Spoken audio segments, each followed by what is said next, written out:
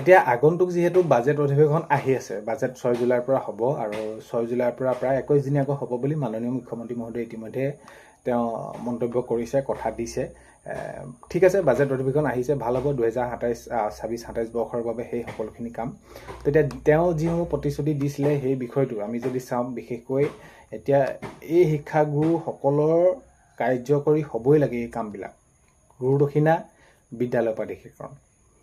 তেতিয়া প্ৰকৃততে কি হ'বলৈ গৈ আছে, কি হ'ব নহ'ব, গুৰুদক্ষিণা এতিয়া কি পাব নাপাব, প্ৰাধিকৰণ কি হ'ব, সকলোখিনি কথা আজিৰ এই ভিডিঅ'ৰ জৰিয়তে আপোনালোকক জনাবলৈ গৈ আছোঁ। ভিডিঅ'টো আপোনালোকে শেষলৈকে চোৱাৰ বাবে বহুতে আপোনালোকক এটা অনুৰোধ কৰিম, শেষলৈকে চাই আপোনালোকৰ মন্তব্য কমেণ্টৰ জৰিয়তে জনাব। আৰু এইখিনিতে আপোনালোকক এটা অনুৰোধ কৰিম, সদায় ভিডিঅ'বিলাকত কোৱাৰ দৰে চেনেলটোলৈ আপোনালোক যিসকল নতুনকৈ আহিছে চেনেলটো ছাবস্ক্ৰাইব কৰাৰ লগতে কাষতে থকা বেল আইকনটো প্ৰেছ কৰি অল কৰি থ'ব, যাতে নতুন এটা ভিডিঅ' দিয়াৰ লগে লগে আপোনালোকে আগতীয়াকৈ চাবলৈ পায়।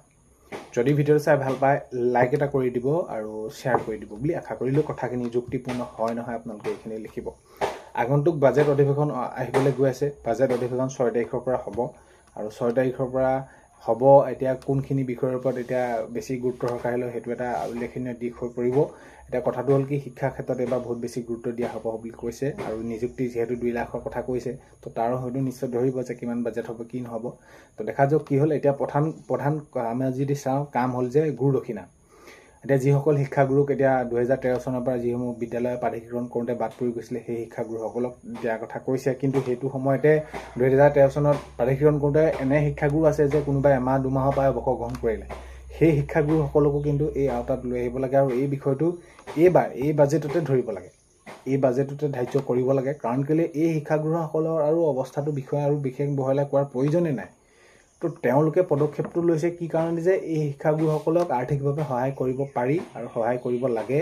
কি কাৰণে, তেওঁলোকৰ অৱস্থাটো শোচনীয়, এইটো জানি বুজি কৰিছে তেওঁলোকে। আদৰণীয় পদক্ষেপ, মাননীয় মুখ্যমন্ত্ৰী মহোদয়ে এইখিনি পদক্ষেপ লৈছে, চৰকাৰে পদক্ষেপ লৈছে, ভাল হৈছে। তেতিয়া গুৰুদক্ষিণা আঁচনিটো যিমান পাৰে সোনকালে কাৰ্যকৰী কৰিব লাগে, কথাটো সেইটো। নহ'লে এই শিক্ষাগুৰুসকলে আজি যদি বৃদ্ধ বয়সত চাওঁ, তেনেহ'লে কোনোবাই 20 বছৰ, কোনোবাই 30 বছৰ, কোনোবাই 35 বছৰ এনেকৈ চাকৰি কৰি আজি অৱস্থাটো বেলেগ ধৰণৰ হৈছে। কিছুমানটো মৃত্যুও হ'ল। এতিয়া তেওঁলোকে চৰকাৰে কৈছে মৃত্যু হোৱা পৰিয়াল কোনোবা আছে যদি তেওঁলোকেও আবেদন কৰিব লাগিব। তেনেহ'লে তেওঁ যি দান দি গ'ল ৰাইজৰ বাবে, যিজন শিক্ষাগুৰুৱে অৱদান আছে তেওঁ যদি ভোগ কৰিবলৈকে নাপালে, তো হোৱাটোতো হৈ গ'ল। কিন্তু এতিয়াও এইটো কোনোবা শিক্ষাগুৰুসকল আছেগৈ, তো তেওঁলোকক এই যি সময়ছোৱাতে অতি সোনকালে দিব লাগে বুলি মই ভাবোঁ। আৰু আগন্তুক যি বাজেট আছে, বাজেটত এইখিনি কথা উল্লেখ কৰিব লাগে অতি সোনকালে। আৰু ঠিক তেনেদৰে বিদ্যালয় প্ৰাধিকৰণৰ কথাটো ঠিক তেনেকুৱা ধৰণৰ। যদি কাৰ্যকৰী কৰিবলৈ বহুত বেছি দিন গৈ থাকে, তো তেতিয়া কোনো ধৰণৰ এইখিনি আৰু মই যে গুৰুত্ব সহকাৰে লৈছে এনেকুৱা ধৰণৰ এটা ভাৱ নহ'ব। মুঠৰ প্ৰাধিকৰণ প্ৰক্ৰিয়াটো অতি সোনকালে কাম কৰিব লাগে, প্ৰাধিকৰণ সোনকালে কৰিব লাগে।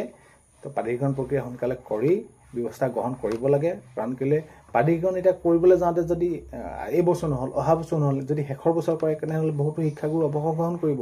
তো অৱসৰ গ্ৰহণ কৰিলে কথাবিলাক একেই হ'ব। তো সেইবাবে এই গুৰুদক্ষিণা বা বিদ্যালয় প্ৰাধিকৰণ এই প্ৰক্ৰিয়া দুটা অতি সোনকালে কাৰ্যকৰী কৰিব লাগে। আৰু আগন্তুক যি বাজেট অধিৱেশন অনুষ্ঠিত হ'বলৈ গৈ আছে, তাতে সকলোখিনি ভালকৈ এইখিনি কি কৰিব লাগে, সিদ্ধান্ত গ্ৰহণ কৰি ক'ত কিমান ব্যয় হ'ব সকলোখিনি সিদ্ধান্ত গ্ৰহণ কৰি এইখিনি কাৰ্যকৰী কৰিব লাগে। তো এইখিনি আছিলে। আগন্তুক সময়ত খবৰসমূহ পালে নিশ্চয় জনাম। বাজেটৰ খবৰসমূহ আহি থাকিব, সেইখিনিও আপোনালোকক জনাবলৈ চেষ্টা কৰিম। ভিডিঅ'টো আপোনালোকে শেষলৈকে চোৱাৰ বাবে বহুতেই বেছি ধন্যবাদ।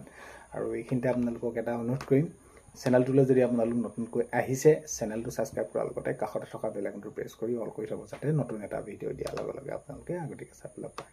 আজিলৈ মানে অন্য এটা ভিডিঅ' এটা লগ পোৱাৰ আশাৰে বাই।